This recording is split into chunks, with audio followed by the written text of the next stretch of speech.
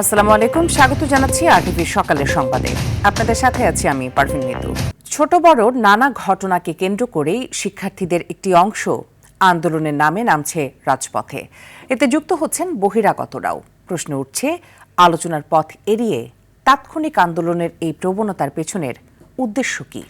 বিশেষজ্ঞদের মতে এ ধরনের পরিস্থিতি শিক্ষার পরিবেশ ব্যাহত করার পাশাপাশি সমাজেও নেতিবাচক প্রভাব ফেলছে। সাদিয়া কানিজের রিপোর্ট। শিক্ষার্থীদের ন্যায়সঙ্গত আন্দোলন পূর্বে বহু গুরুত্বপূর্ণ পরিবর্তনের সূচনা করেছে। অন্যায়ের বিরুদ্ধে তাদের সংগ্রামের ইতিহাসও দীর্ঘ। তবে সাম্প্রতিক সময়ে অনেক ক্ষেত্রেই সংকট সমাধানের সময় না দিয়েই ক্লাসরুম ছেড়ে রাজপথে নামছে শিক্ষার্থীদের একটি অংশ। সবশেষ বৈরী আবহাওয়ায় এইচএসসি পরীক্ষা নেয়া ও শিক্ষামন্ত্রীর একটি মন্তব্যকে কেন্দ্র করে আন্দোলনে নামে শিক্ষার্থীরা। সামাজিক যোগাযোগ মাধ্যমে ভাইরাল হয় একের পর এক ভিডিও। শিক্ষার্থীদের আন্দোলনের সুযোগকে কাজে লাগিয়ে ভুয়া আইডি কার্ড ব্যবহার করে বহিরাগত প্রবেশ, ঔদ্ধত্যপূর্ণ আচরণ, বিশৃঙ্খলা, মানুষের ভোগান্তি সৃষ্টি নিয়ে তৈরি হয় আলোচনা সমালোচনা। শিক্ষামন্ত্রী সংসদে দাঁড়িয়ে ক্ষমা চেয়ে সমস্যা সমাধানের আশ্বাস দিলেও রাজপথ ছাড়তে অস্বীকৃতি জানায় তারা। এতেই প্রশ্ন ওঠে ভিন্ন উদ্দেশ্য নিয়ে। ক্ষতিগ্রস্ত তাদেরকে শুধরিয়ে দেওয়া আমাদের জন্য কোনো বিরাট কাজ নয়। আন্দোলনের মূল উদ্দেশ্য যদি যৌক্তিক দাবি আদায় হয়, তবে সেখানে বহিরাগতদের সম্পৃক্ততা আন্দোলনের ভাবমূর্তি ও গ্রহণযোগ্যতা উভয়কেই ক্ষতিগ্রস্ত করতে পারে বলে মনে করছেন অপরাধ বিশ্লেষকরা। অসম্মানিত ব্যক্তি বা গুরুত্বপূর্ণ ব্যক্তিকে অপদস্থ করা বা অসম্মানিত করা, এটাও কিন্তু এক ধরনের অপরাধ। এটাকে আমরা অনার কিলিং বলি। এই জায়গাতে আইনশৃঙ্খলা বাহিনী তারা ভিডিও ফুটেজ তো আছে, তো সেগুলোকে ধরে তারা খুঁজে বের করবেন এখানে শিক্ষার্থীদের মধ্যে উস্কানিদাতা বা অস্থিরতা সৃষ্টি করতে চায় এরকম কারা ছিল, তাদেরকে আইনের আওতায় নিয়ে আসা এবং শিক্ষার্থীদেরকেও সতর্ক থাকা। কয়েক বছরের নানামুখী সংকট আর অল্প বয়সের আবেগের তীব্রতায় শিক্ষার্থীদের তাৎক্ষণিক প্রতিক্রিয়া দেখানোর প্রবণতা তৈরি হয়েছে বলছেন জাতীয় বিশ্ববিদ্যালয়ের উপাচার্য। 2 যুগ ধরে আমাদের শিক্ষার্থীরা কিন্তু এক ধরনের ট্রমার ভিতরে ছিল। হঠাৎ করে স্বাধীনতা পাওয়ার পরে তাদের ভিতরে এক ধরনের ইচ্ছা জাগ্রত হয়েছে যে কোনো জিনিস নিয়ে রাস্তায় নেমে যদি আমি রাস্তা ব্লক করে দিই তাহলে আমাদের দাবি আদায় হতে পারে। আমাদের শিক্ষার যে বিভিন্ন জায়গাতে আমাদের যে সংস্কারগুলো আনতে হবে, একটু সময় দিতে হবে। তবে যেসব দাবি আলোচনার মাধ্যমে আদায় সম্ভব, শিক্ষার্থীদের সেই পথেই হাঁটার পরামর্শ তার। অন্যথায় হুমকির মুখে পড়বে শিক্ষার পরিবেশ। একটা ইস্যু পেলেই যে রাস্তায় নেমে আপনার রাস্তা বন্ধ করে দেওয়া, গাড়ি ভাঙচুর করা, এই কালচার থেকে আমাদেরকে কিন্তু যে কোনো মূল্যে বের হয়ে আসতে হবে। এবং নির্বাচিত সরকারের বিভিন্ন পদ্ধতি আছে, বিভিন্ন তরিকা আছে আপনার যে কোনো সমস্যার সমাধান করার জন্য। একদম যদি না হয় তখন আপনি রাস্তাতে অবশ্যই নামতে পারেন। রাষ্ট্রের উচিত শিক্ষার্থীদের ন্যায়সঙ্গত প্রতিবাদের অধিকারকে সম্মান জানিয়ে তাদের যৌক্তিক মতামত ও শিক্ষার ধারাবাহিকতা যেন সমান গুরুত্ব পায় সেদিকে নজর দেয়া। সাদিয়া কানিজ, আরটিভি, ঢাকা।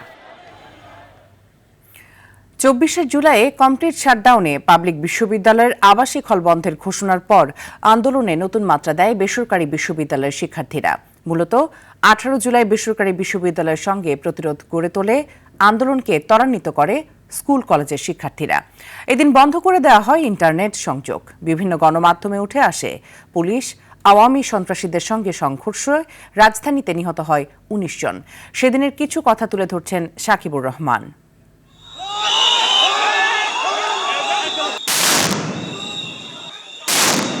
18 জুলাই 2024 সারা দেশে চলছে শিক্ষার্থীদের কমপ্লিট শাটডাউন। 17 জুলাই পুলিশি হামলার পর ঢাকা বিশ্ববিদ্যালয়ে থমথমে পরিস্থিতি, ফাঁকা পুরো ক্যাম্পাস। সরকারি বিশ্ববিদ্যালয়ের হল বন্ধ করে শিক্ষার্থীদের বাড়ি চলে যাওয়ার নির্দেশের পর অনেকের ধারণা হয় আন্দোলন এখানেই শেষ।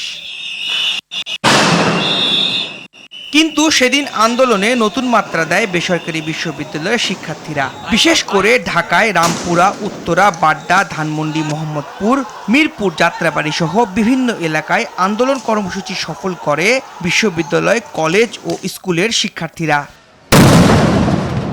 আন্দোলনে সেদিনের স্মৃতিচারণে বেসরকারি বিশ্ববিদ্যালয়ের শিক্ষার্থীরা বলছেন, দেশের স্বার্থে আন্দোলনে গেলেও আন্দোলন সফল হবার পর সামনের সারিতে দেখা যায়নি তাদের। বাংলাদেশের যতগুলো আন্দোলন হয় আপনারা জানেন যে আন্দোলনের সূতিকাগার হচ্ছে ঢাকা ইউনিভার্সিটি, ওইখান থেকে সূত্রপাত হয়। যখন ঢাকা ইউনিভার্সিটির এই কোঠা বিরোধী আন্দোলনটা ফেল হয়ে যাচ্ছিল এক পর্যায়ে, তখন কিন্তু বেসরকারি বিশ্ববিদ্যালয় হাল ধরছে। জুলাইয়ের আন্দোলনটাকে যদি আপনি বলেন, এখানে আসলে কেউই চিন্তা করতে পারেনি যে কার হাত ধরে আন্দোলনটা কত দূর যাবে। যার যখন হাতের প্রয়োজন হয়েছিল সেই হাতগুলো বাড়িয়ে দিয়েছিল। 2 বছর পর এসে বিচার নিয়ে কিছুটা সংশয় প্রকাশ করে তারা বলছেন, বর্তমান সরকারের প্রধান দায়িত্ব বিচার নিশ্চিত করা। জুলাইয়ের বিচারের প্রশ্নে আসলে প্রত্যাশার যে জায়গাটা ছিল ইন্টারিমের কাছে, সেটা কিছুটা নড়বড়েই বলতে পারেন। এটা যেহেতু জনগণের সরকার, তাদের কাছে তো এই প্রত্যাশাটা আছেই। প্রথম প্রাপ্তি ছিল এই দেশটা যেন একটা ফ্যাসিস্ট মুক্ত হয়। আর যদি বলেন যে প্রাপ্তি, সেটা আমি বলবো যে এখনো আমাদের সাথে বৈষম্য থেকেই রয়েই গেছে। ঢাকা ইউনিভার্সিটির যে ভাইগুলো দায়িত্ব ছিল, তারা কিন্তু সরকারের বিভিন্ন প্ল্যাটফর্মে চলে গেছে। কোটা সংস্কার নিয়ে চলমান আন্দোলন ধীরে ধীরে রূপ নিতে থাকে সহিংসতায়। এদিন বিটিভির প্রধান কার্যালয়ে হামলা চালানো হয়। এছাড়াও মহাখালী দুর্যোগ ব্যবস্থাপনা অধিদপ্তর ভবন ও বিআরটিএ ভবনে হামলা ও অগ্নিসংযোগের ঘটনা ঘটে। শিক্ষার্থীদের আন্দোলন দমাতে ইন্টারনেট ও সামাজিক যোগাযোগ মাধ্যম বন্ধ করে দেয় তৎকালীন আওয়ামী লীগ সরকার। বিভিন্ন গণমাধ্যমে উঠে আসে 18 জুলাই সংঘর্ষে রাজধানীতে 19 জন শিক্ষার্থী সহ জনতা নিহত হন। সেদিন গুলিতে রেসিডেন্সিয়াল মডেল কলেজের ছাত্র ফারহান ফাইয়াজ কিংবা মুগ্ধ ছাড়াও নাম জানা বা না জানা অনেক শিক্ষার্থীরাই প্রাণ বিলিয়ে দেন স্বৈরাচার মুক্ত বাংলাদেশ গড়তে।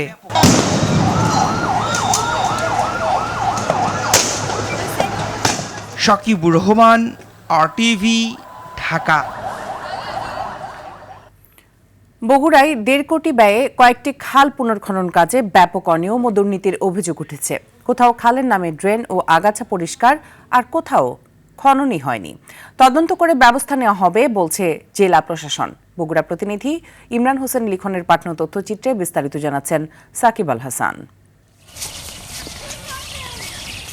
জলাবদ্ধতা দূরকরণ ও কৃষিতে সেচ সুবিধা নিশ্চিত করতে বগুড়ার শেরপুর উপজেলার ভদ্রবদী ও ঝাজর নামে 2টি খাল ও কয়েকটি উপখাল পুনঃখননের প্রকল্প হাতে নেয় স্থানীয় সরকার প্রকৌশল অধিদপ্তর LGD। প্রকল্পের ব্যয় ধরা হয় 1.5 কোটি টাকা।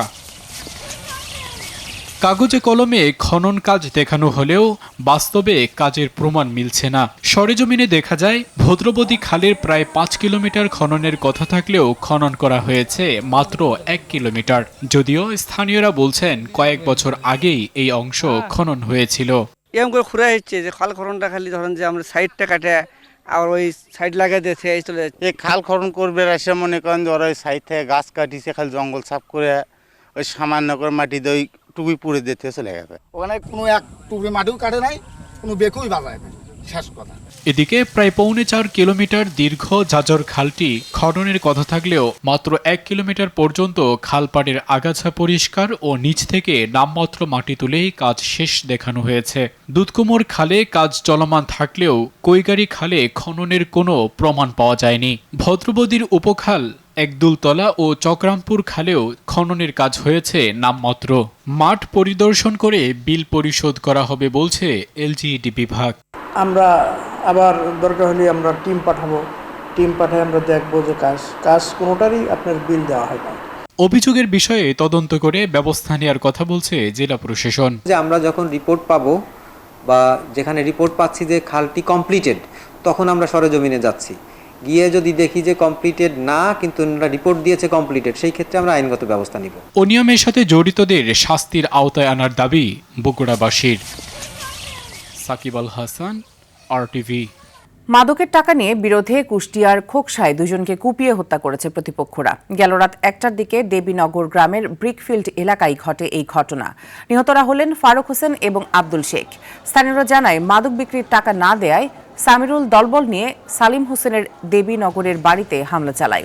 এ সময় সালিম বাড়ি থেকে পালিয়ে গেলেও তার বাড়িতে অবস্থান করা ফারুক, আব্দুল শেখ এবং মুল্লুক মণ্ডলকে কুপিয়ে জখম করা হয়।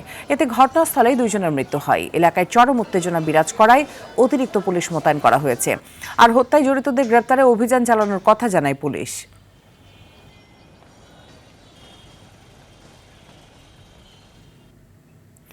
ঝিনাইদহে বীরশ্রেষ্ঠ হামিদুর রহমানের নামে স্থাপিত অসম্পূর্ণ ভাস্কর্য অপসারণ শুরু হয়েছে। শহরের কেন্দ্রীয় বাস টার্মিনাল এলাকায় ঝিনাইদহ ঢাকা মহাসড়কের মাঝখানে ভাস্কর্যটি স্থাপিত হওয়ায় স্থানটি ঝুঁকিপূর্ণ হয়ে পড়ে। কর্তৃপক্ষের দাবি, সড়ক দুর্ঘটনার ঝুঁকি এড়াতে অসম্পূর্ণ ভাস্কর্যটি অপসারণ করা হচ্ছে। পরবর্তীতে বীরশ্রেষ্ঠ হামিদুর রহমানের প্রকৃত ভাস্কর্য উপযুক্ত স্থানে স্থাপন করার কথাও জানিয়েছে জেলা প্রশাসন।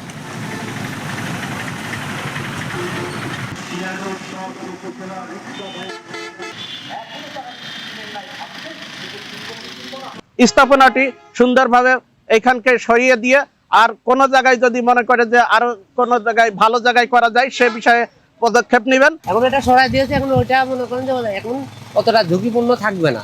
সবাই মনে করেন যে ভালোভাবে দুই পাল্লার বাস ভালোভাবে যাওয়াত করছে। রোদ বৃষ্টি আর উচ্ছেদ অভিযানের মতো নানা অনিশ্চয়তা সঙ্গী করেই বরিশালের ফুটপাতে ব্যবসা করে আসছিলেন হকাররা। পথচারীদের চলাচলে বাধা আর প্রশাসনের অভিযানের মুখে প্রতিনিয়ত দোকান গুটিয়ে নেয়ার দিন এবার শেষ হতে চলেছে। হকারদের জন্য এবার তৈরি হয়েছে স্থায়ী ব্যবসার ঠিকানা। বরিশাল সিটি কর্পোরেশনের উদ্যোগে চালু করা হয়েছে বিসিসি হকার্স মার্কেট। বরিশাল সংবাদদাতার তথ্যচিত্রে জানাচ্ছেন লিওন আজাদ। নগরীর ব্যস্ততম সড়ক ও ফুটপাত দখল করে দীর্ঘদিন ধরে ব্যবসা পরিচালনা করে আসছিলেন হকাররা। এতে যেমন যানজট ও পথচারীদের ভোগান্তি বাড়ছিল, তেমনি হকারদেরও তাড়া খেয়ে ফিরতে হতো প্রতিনিয়ত। অবশেষে সেই হকারদের স্থায়ীভাবে পুনর্বাসনের উদ্যোগ নিয়েছে বরিশাল সিটি কর্পোরেশন। দীর্ঘদিনের দাবি পূরণ হওয়ায় উচ্ছ্বসিত ক্ষুদ্র ব্যবসায়ীরা। তবে পুনর্বাসনের এই আনন্দ ধরে রাখতে কিছু প্রত্যাশাও রয়েছে তাদের। শুধু দোকান বরাদ্দই নয়, মার্কেটের নিরাপত্তা, পরিচ্ছন্নতা এবং ক্রেতাবান্ধব পরিবেশ নিশ্চিত করার দাবি জানিয়েছেন তারা। রাস্তায় রাস্তায় ঘুরি, মানুষ লড়াইছে, পিড়াইছে, আমরা আবারও এই একই জায়গায় আইছি। মেইন রোডটা পরিষ্কার থাকবে, কোনো গাড়ি ঝামেলা হবে না। ধন্যবাদ জানাই, আমাকে একটু ব্যবস্থা করে দিয়েছে, এটা আমরা খুব খুশি। সিটি কর্পোরেশন কর্তৃপক্ষ বলছে, ফুটপাতের বাকি হকারদেরও পর্যায়ক্রমে ও ধারাবাহিকভাবে পুনর্বাসন করা হবে। এই এলাকার যারা আমাদের বিএনপি নেতৃবৃন্দ, ব্যবসায়ী সমিতি আছে, আমাদের শ্রমিক দল আছে, সবাইকে নিয়ে বসে যারা সত্যিকারের হকার, যাদের প্রয়োজন এবং যাদেরকে এখান থেকে সরিয়ে দেওয়া হয়েছে তাদেরকে নিয়েই একটা তালিকা করে তাদের নামে আমরা বরাদ্দ দিব। ফুটপাতের অনিশ্চয়তা আর উচ্ছেদের আতঙ্ক পেছনে ফেলে নতুন এই মার্কেটে ঘুরে দাঁড়ানোর স্বপ্ন দেখছেন হকাররা। এখন সাধারণ নগরবাসী ও ব্যবসায়ীরা বলছেন, এই উদ্যোগ নগরের ফুটপাতে ফেরাবে শৃঙ্খলা। Leon Azad, RTV। চিকিৎসক ও নার্স সংকট সহ নানা সমস্যায় জর্জরিত পঞ্চগড়ের তেঁতুলিয়া উপজেলা স্বাস্থ্য কমপ্লেক্স। চিকিৎসক ও কনসালটেন্ট মিলিয়ে 38 পদের বিপরীতে কর্মরত মাত্র 8 জন।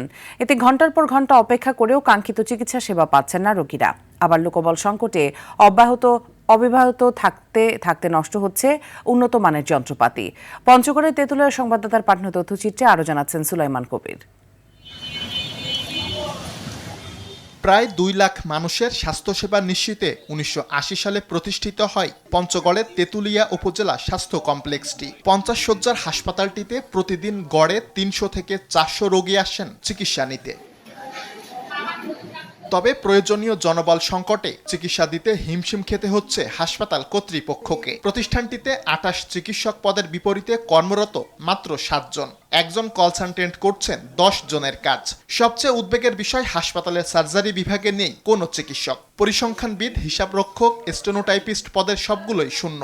ফলে সেবা নিতে এসে প্রতিনিয়ত ভোগান্তিতে পড়ছেন রোগী ও তাদের স্বজনরা। তো একজন শুধু ডাক্তার আসে সকালে, পরে আর কোনো সারাদিন কোনো খবর থাকে না। ডাক্তার সংকট তো আছে, একমাত্র শাকিল স্যারের ভরসায় চলতেছে। মানে আরো ডাক্তার হলে ভালো হয়, যে শিশু ডাক্তার, সার্জারি ডাক্তার, যন্ত্রপাতি আছে সেগুলো যে মানে লোক না থাকার কারণে বুঝছেন এই সমস্ত এগুলো অকেজো হয়ে যাচ্ছে। এই ডাক্তারগুলো যদি সব এখানে দেওয়া হয়, এই উপজেলার মানুষ অনেক উপকৃত হবে।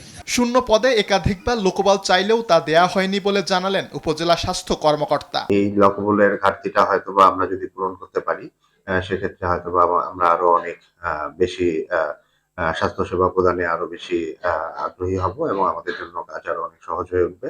দ্রুত হাসপাতালটির সব সংকট দূর করে উপজেলাবাসীর স্বাস্থ্যসেবা নিশ্চিত করবে সরকার, এমনটাই প্রত্যাশা হাসপাতাল কর্তৃপক্ষ ও তেঁতুলিয়াবাসীর। সুলাইমান কবির, RTV। সকালের সংবাদ এ পর্যন্তই। মধ্যাহ্নের সংবাদ দুপুর 12টায় দেখার আমন্ত্রণ রইল। ধন্যবাদ সবাইকে।